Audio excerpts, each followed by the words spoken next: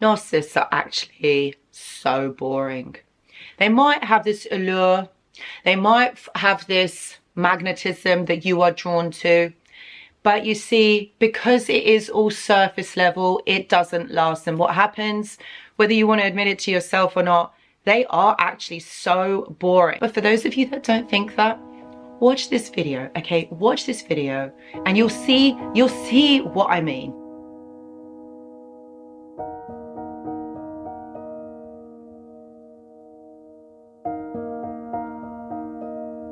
Hello my friends and welcome back. I hope that all of you are doing really well. So today we're going to be talking about the obvious. The narcissist is so boring. And those of you that have kind of just come out of these relationships, or maybe you are kind of ruminating about them, maybe you are even romanticizing this relationship, I really hope that this video helps you to remember how actually boring the whole thing is. I mean, their games, their manipulation, their lies, like literally none of this makes sense. So in the end, you know that you're going round and round in circles, that none of this actually makes sense. And there's a few reasons why they are like this. And this is what we're going to be looking at in the video. But honestly, you already know this. You already know what they are like and what they are doing. And I hope that this video helps to highlight it, but also to jog your memory, because guys, you already know that they are so boring. But just before we get into the video, I just want to mention that I do go live on this channel at the end of every month on a Tuesday.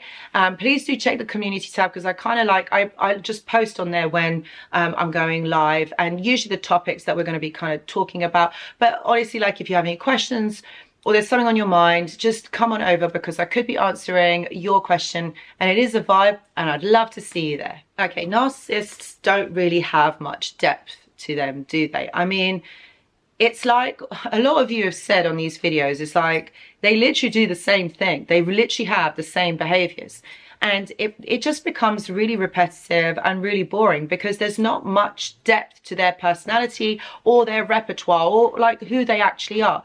Because remember, a lot of these interactions is all about surface level. They don't actually give any depth of emotion or anything, you know, to these interactions.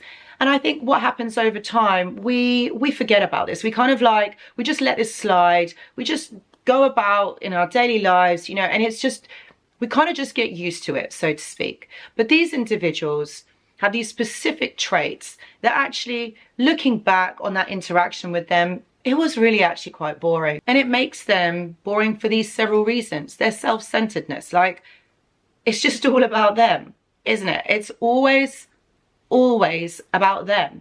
And the thing is, doesn't it just becomes boring when something is just about that person, because like, hello, like I do have a voice, or I do have a life, like there is something going on with me, but it's never you. Like there never is this interaction. And I think that's where it becomes selfish and actually boring. The self-centeredness, you know, they just focus on themselves, and it's always about their feelings, or how hard something has been for them, or how stressed they are, or, you know, like, look at me, look at what I've done. And it's like, they never ask how you are. They never ask how you are feeling, because for one reason, they don't care. It's not about them. So they're not going to invest time, attention and energy onto someone else if it doesn't benefit them.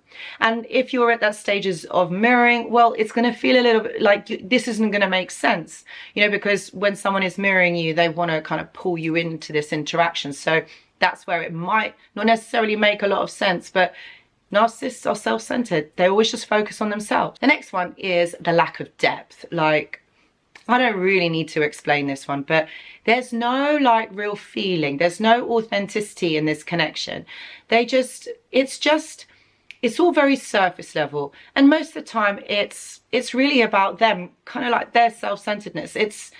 There's no, like, you can't explore things with them. I don't think that they actually have the capacity to be able to go deeper, to further in these interactions. This is all about what they want, what they need, and how it's making them feel, if they feel. But they tend to focus on superficial things like image, status, and material possessions. Now, after a while, it just becomes repetitive and annoying, really. And what kind of value, what kind of thing can this add to this connection? Yeah, and as I said before, The next one is like repetitive behavior. Remember, all of their behavior happens in a cycle. So they're very predictable. You can predict the next stage. It's just the same thing over and over again, like Groundhog Day. Like, because they're not authentic, because they don't know who they are, they don't really have an identity. So how can they present any different? How can they be any different? They can't, because if their behaviors happen in a cycle, that is really who they are. There's no change. It's the same thing. And it's like what the saying goes, you do the same thing over and over and expect different results. Isn't that the first sign of madness? And that's what they're doing. And you'll find it in interactions with you, like or like past relationships. They do the same thing over and over again, expecting things to be different because they think that when they swap a person for another, they think things are going to be different. But it's not.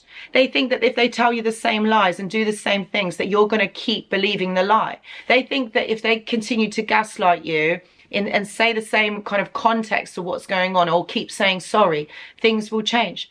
No. That's where you kind of lose interest in this person and you think, just no. There's this inauthenticity. There's this false persona. You can't connect to this person on a deeper level. They just tell you what they think you want to hear because they think that they know you the best. They think that they've worked you out. And it always just comes across as very insincere.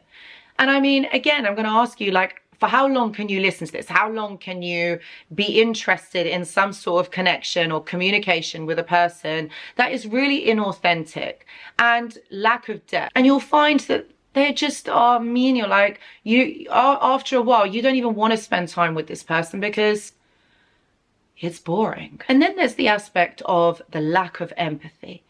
They just cannot understand feelings, or they're not open to understanding feeling. They miss emotional cues.